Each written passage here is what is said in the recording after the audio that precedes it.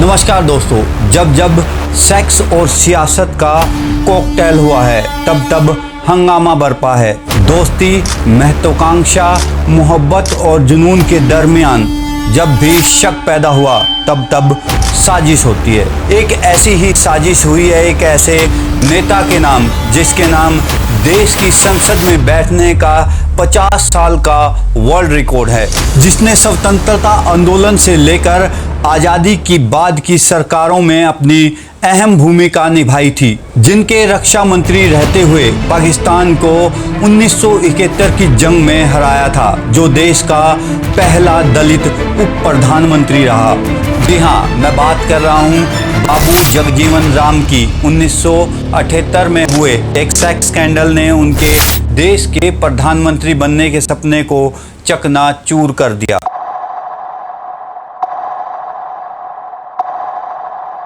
इस साजिश में उनके खिलाफ इंदिरा गांधी, मेनका गांधी, राजनारायण सिंह और चौधरी चरण सिंह शामिल थे।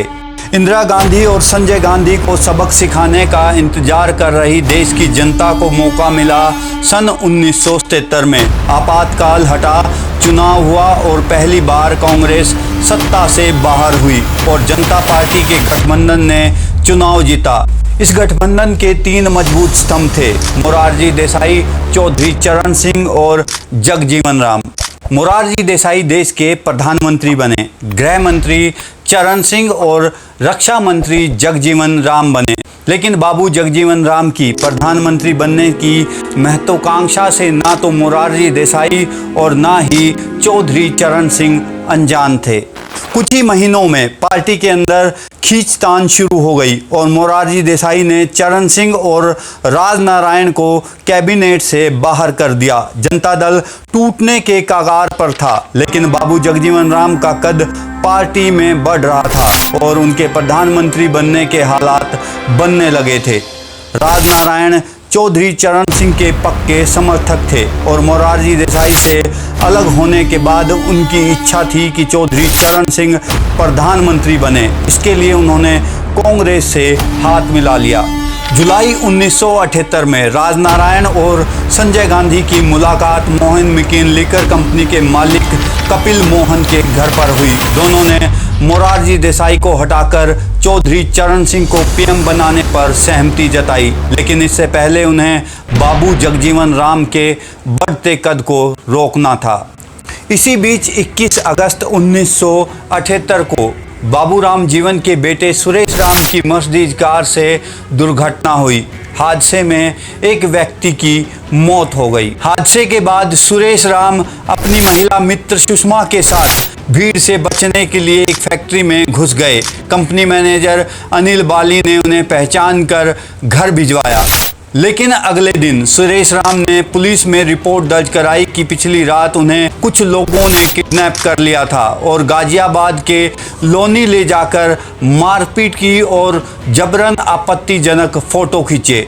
सुरेश राम की एफआईआर में चौधरी चरण सिंह और राजनारायण के करीबी नेता केसी त्यागी, ओमपाल सिंह और एपी सिंह के नाम शामिल थे। पुलिस ने कार्रवाई करते हुए अखिल भारतीय किसान संघ के दफ्तर पर छापा मारा और ओमपाल सिंह को गिरफ्तार कर लिया। ओमपाल सिंह ने बताया सुरेश गलत कामों में शामिल था। उसने जाट समुदाय की लड़की सुषमा की कुछ आपत्तिजनक तस्वीरें अपने पास रखी हुई थी। उन्हीं तस्वीरों को हासिल करने के लिए अक्सर वो उनकी कार का पीछा किया करते थे।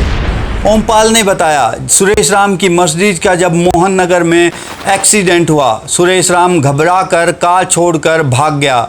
हमने उसकी कार की तलाशी ली तो उसमें सुरेश की अश्लील तस्वीरों का जखीरा मिल गया। तस्वीरें देखकर हम सभी अवाक रह गए।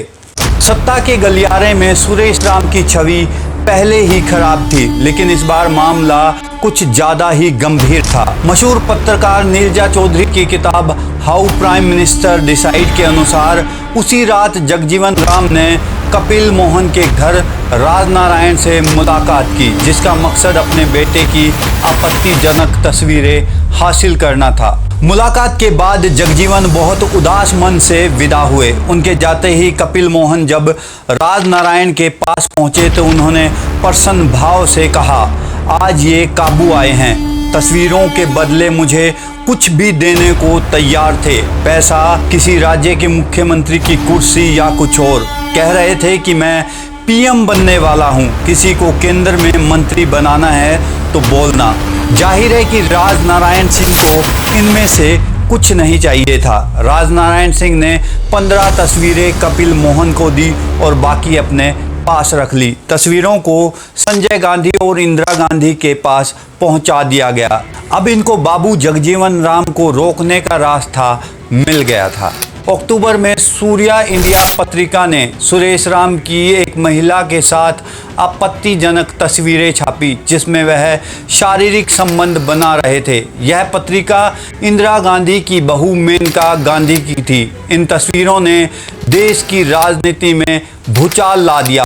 कांग्रेस ने इन तस्वीरों के जरिए बाबू जगजीवन राम से राजनीतिक बदला लिया था। अश्लील फोटो कांड के चलते चौधरी चरण सिंह के खेमे ने फायदा उठाया और बाबू जगजीवन राम को प्रधानमंत्री की पद की दौड़ से बाहर कर दिया। जनता पार्टी की अंदरूनी खींचातान के बाद 15 जुलाई 1979 को मोरारजी देसाई को इस्तीफा देना पड़ा और 28 जुलाई 1979 को चौधरी चरण सिंह देश के प्रधानमंत्री बन गए। अपने बेटे सुरेश राम की न्यूड तस्वीरों की वजह से बाबू जगजीवन राम प्रधानमंत्री बनने से वंचित रह गए। बाबू जगजीवन राम की रोती हुई तस्वीरें उस दौर के अखबार और पत्रिकाओं में छपी थी। इस घटना ने देश को पहला दलित प्रधानमंत्री मिलने से रोक दिया। अगर आपको मेरा एपिसोड अच्छा लगा तो कमेंट, लाइक और शेयर करें और चैनल को सब्सक्राइब करना ना भूलें। मेरे अगले एपिसोड तक के लिए जय हिंद, जय भारत।